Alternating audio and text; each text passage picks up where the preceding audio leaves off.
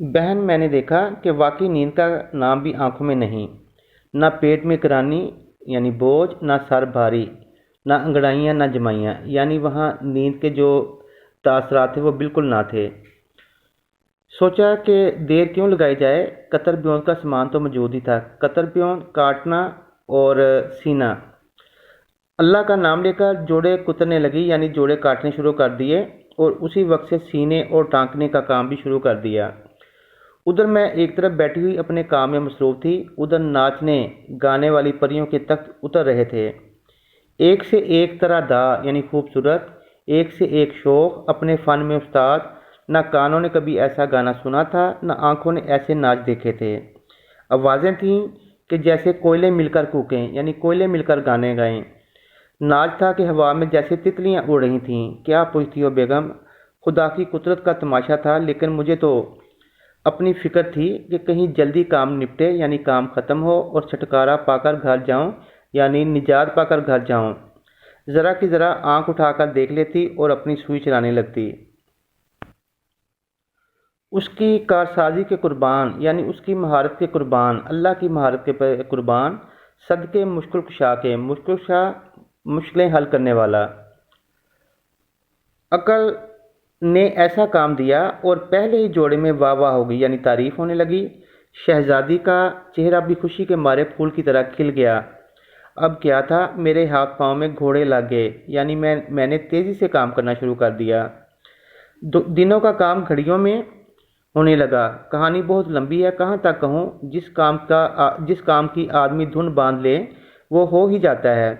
आखिर सारे जोड़े सिल भी गए और टिक भी गए। कितने दिन लगे ये कौन कह सकता है, वहाँ दिनों का हिसाब ही ना था।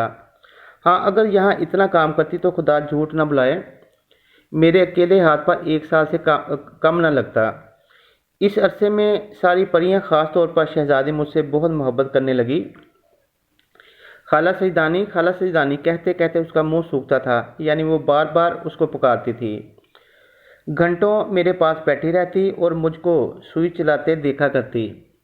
तुम जानो, पास रहने का बड़ा असर होता है। मुझे भी उसकी भोली भाली शक्ल पर प्यार आता था, मगर दिल को क्या करती ये नगोड़ा यानी निकम्मा तो यहाँ पड़ा हुआ था। घर की याद चैन नहीं लेने देती थी। हाय अपना खंडला परस्तान, खंडला कहते हैं मामूली से कमरे को, झोंपड़ी को, परिस्तान में भी नहीं भूला। आखिर जब सारा काम उनकी मर्जी के मुताबिक हो गया तो मैंने कहा, हजूर, खुदा ने मुझे सरखरू कर दिया, यानी मुझे कामयाब कर दिया। मौला ने मेरी आबरू रख ली, यानी मेरी इज्जत रख ली। सरकार की शहजादी की शादी, और शहजादी को ये जोड़े पहनने मुबारक हों। अब लोंडी को रुखसत दीजिए, यानी खादमा को अब छुट्टी दे दीजिए। बादशाह बेगम बोली, सईदानी भी, हमारा जी चाहता है कि शहजादी की शादी देखकर जाओ। सच कहूँ, मेरा जी भी भर भराया, यानी मेरा दिल भी मचला, मगर सोचा कि सईदानी दीवानी हुई है कि पागल हो गई हो। तू खाकी यानी मिट्टी की बनी हुई है, और ये आथी यानी जिन जो हैं ये आग के बने हुए हैं। इनका ज़्यादा मेल अच्छा नहीं, यानी इनका आपस में मिलना अच्छा नहीं। ज़रा सी देर में बिगड़ बैठें, यानी नाराज़ हो जाएं तो जलाकर खाक कर दें, यानी ख़त्म कर दें। भाड़ में जाए परस्तान, यानी इसको आग लग जाए। और परस्तान की शादी, चल चल अपने घर चल। और हाथ जोड़कर अर्ज़ किया, शहजादी की शादी आपको जम जम नसीब हो, यानी बार बार नसीब हो। मुझे तो जाने दीजिए। ये सुनकर शहजादी की आंखों में आंसू भर आए। वो बोली, सईदानी भी, तुम क्यों जाती हो, हमारा दिल कुड़ता है, यानी हमारे दिल पर असर होता है। ना जाओ, यहीं रहो। मेरे कलेजे पर भी चोट सी लगी, यानी मुझे भी इस बात का दुख हुआ।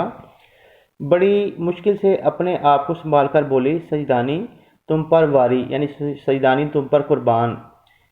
बीवी, तुम अपना जी भारी ना करो, यानी तुम परेशान ना हो। तुम बुलाओगी तो 100 दफ़ा आऊँगी, एक का एक ही, यानी फ़ौरन। दुनिया नहीं छोड़ सकती। मट्टी मट्टी में खुश रहती है। शहजादी तो कुछ खफा और कुछ रोंकती हुई होकर उठ गई, यानी रोनी सी सूरत बनाकर उठ गई। बादशाह बेगम बोली, अच्छा, मैं किसी किस्म की शरारत की, और देखो जो इनाम कराम सईदानी बी को बादशाह ने दिया है वो सब पालकी में रख देना। तो دل میں خوش اور ظاہر میں بسورتی ہوئی، یعنی رونی صورت بنا کر سب سے رخصت ہوئی۔ وہی پری ذات جو مجھے پالکی سے اتار کر لائی تھی ساتھ لے کر چلی۔ فاٹک کے باہر پالکی موجود تھی اور مردوں کسی وضع کا آدمی پاس کھڑا تھا، یعنی مردوں کسی شکل کا آدمی۔ میں پالکی میں بیٹھی اور دم کے دم میں یعنی فوراً پالکی ہوا سے باتیں کرنے لگی، یعنی بہت تیز اڑنے لگی۔ پالکی میں بیٹھ کر میں نے ادھر ادھر دیکھا کہ وہ جو پرستان کی بادشاہ نے انعام و کرام دیا ہے کہاں ہے؟ اندھیرے میں کیا نظر آتا؟ ہاتھوں سے ٹٹولنا شروع کیا، یعنی تلاش کرنا شروع کیا۔ ایک کونے میں بہت سے کنکر پتھر معلوم ہوئے، جل گئی کہ موئے جنات تھے، موئے یعنی مرنے کے قریب۔ یہاں بھی دغا کیا، یعنی دھوکہ کیا۔ یہ ان کے گھر کا انعام و کرام ہے۔ خیر جان بچی لاکھوں پائے، یعنی قسمت سے جان بچ گئی، غنیمت سے جان بچ گئی۔ خیریت سے گھر پہنچ جاؤں تو جانوں بڑا نام پایا، اور چپکے چپکے ایک ایک کر کے وہ کنکر اور پتھر پردے کی جھری میں پھینکنے شروع کر دیے۔ پردے کی جھری میں یعنی پردے کے سوراخ میں، یعنی درز میں۔ قاعدہ ہے، طریقہ ہے، دستور ہے کہ خوشی میں راستہ جلدی کٹ جاتا ہے۔ آنکھ بند کرتے میں گھر آ گیا۔ ڈیوڑی میں پالکی رکھی گئی، چراغ جل رہا تھا۔ پردہ جو الٹا اور چراغ کی جوت یعنی روشنی میں جو پڑی تو کیا دیکھتی ہوں، یعنی چراغ کی روشنی جب پڑی تو میں کیا دیکھتی ہوں کہ جنہیں میں کنکر پتھر سمجھ رہی تھی جواہرات ہیں، بڑے بڑے تو میں نے سب پھینک دیے تھے، دو چار ننھے سے باقی تھے۔ سر پیٹ لیا، یعنی بہت زیادہ پچھتاوا ہوا کہ اتنی دولت کھوئی۔ نگوڑی منحوس، پھینکنے کی کیا ضرورت تھی؟ ایسا ہی تھا تو گھر آ کر پھینک دیتی، لیکن بہن تقدیر کی کھوٹ کہاں جاتی ہے؟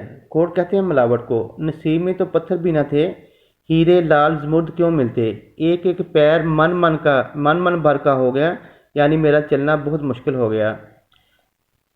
صرف 4 نگینے رہ گئے تھے، یعنی 4 جو جواہرات تھے وہ رہ گئے تھے۔ وہی لے کر بڑی مشکل سے اتری۔ گھر میں جو پہنچی تو بونٹ پلاؤ جیسا چھوڑ گئی تھی ویسا ہی دم پر لگا ہوا تھا۔ بڑی بھی پکانے والی مغرب کی نماز پڑھ کر دعا مانگ رہی تھی۔ دعا مانگ چکی تو انہوں نے پوچھا، بیگم کیا راستے میں سے الٹے پاؤں آ گئی، یعنی ویسے ہی واپس آ گئی ہو؟ خیر تو ہے؟ میں نے دل میں کہا، لیجئے، یک نہ شد دو شد، یعنی سخت مشکل۔